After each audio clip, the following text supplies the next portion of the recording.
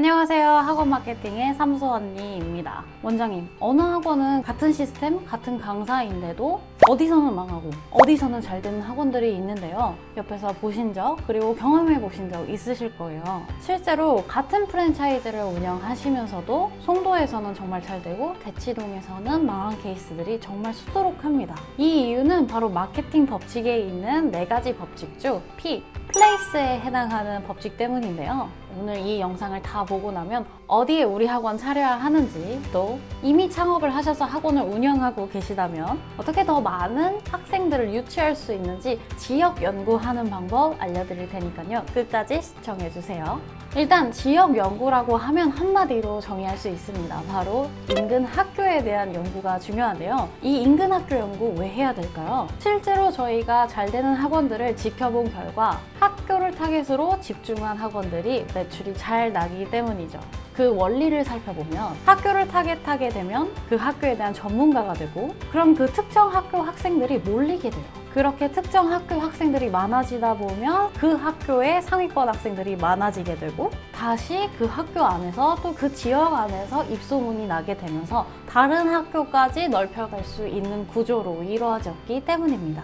예를 들어드리면 저희가 예전에 만들었던 전단지 중에 이 전단지만으로 7배 이상 학생들이 많이 몰렸던 적이 있는데요. 특정 학교의 1등급이 거의 다 우리 학원 학생이다 라는 것들을 강조했기 때문이죠. 그 학원 같은 경우에는 특정 학교의 전문가로 오랫동안 포지셔닝한 학원이었는데요. 그 과목에서 할당된 1등급 학생 수는 9명이었고 우리 학원의 1등급 학생 수는 7명이었기 때문에 이 부분을 강조한 전단지를 아파트에만 뿌렸을 뿐인데 문의가 너무 많아서 더 이상 전화를 받기 힘들다라는 답변을 주셨을 정도였습니다. 근데 이렇게 얘기를 하면 원장님들 중에서 우리 지역에는 뭐 그런 특목고나 뭐 특정 학교가 없다라고 말씀을 해주시거나, 우리 지역 아이들은 특목고를 타겟할 만큼 잘하지 않는다고 말씀을 하시거나, 아니면 우리는 초등학생 대상, 유아 대상이기 때문에 그런 게 안 먹힌다라고 말씀해 주신 경우가 있어요. 실제로 그렇지 않다는 걸 저희는 똑같은 광고를 통해서 경험해 본 적이 있는데요.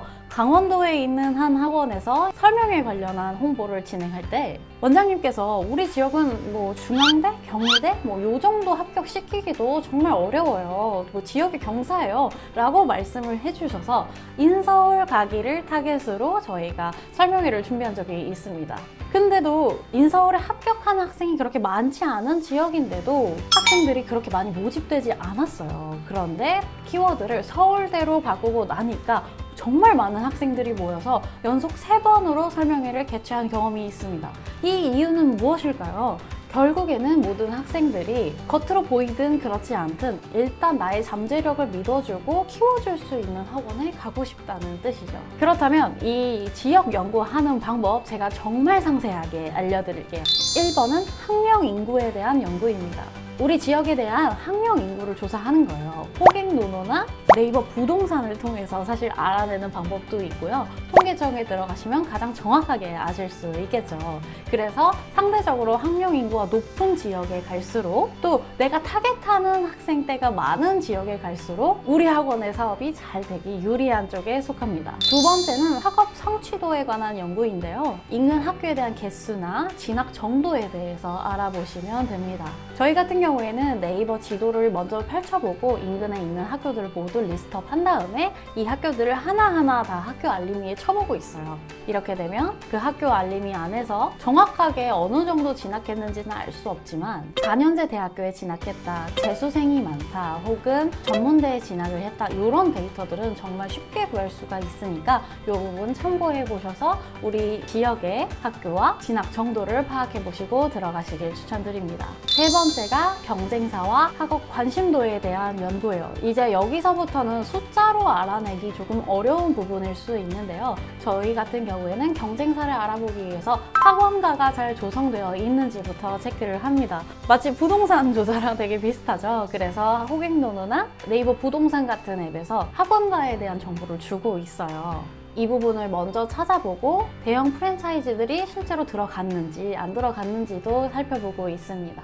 그 다음에 학업 관심도에 대한 연구 같은 경우에는 일단 맘카페가 잘 조성이 되어 있는지 체크를 하고, 그 맘카페에서 우리 지역에 대한 교육에 대해서 얼마나 언급되어 있는지 타 지역과 비교를 해보면서 이 지역에서 어느 정도 관심이 있구나 라는 거를 확인하고 들어갑니다. 네 번째, 이 지역에 대한 조사가 이 정도면 사실 전반적으로 끝났다고 보시면 되는데요. 우리 타겟 학교를 결정하시는 작업이 남았습니다.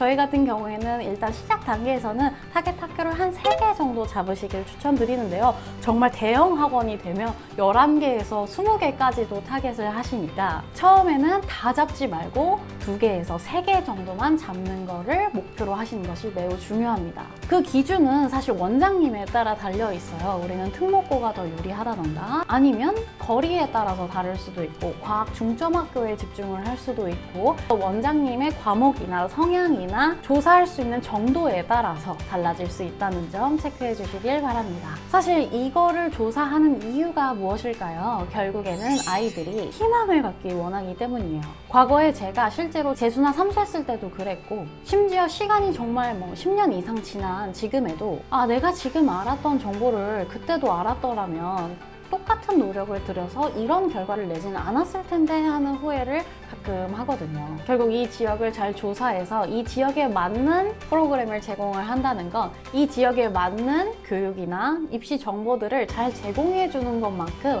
우리 아이들한테 희망을 줄 수 있는 방법은 없다고 생각해요. 그렇다면 지역 연구가 모두 끝났는데 그 다음 이걸 토대로 우리 학원을 어떻게 내실을 더 다져야 되는지에 대해서 궁금하신 원장님들이 있다면 저희가 아래 관련 영상 링크 달아두었으니까요. 확인해 보시고 참고해 보시기를 바랄게요. 그럼 지금까지 삼수 언니의 학원 마케팅이었습니다. 감사합니다.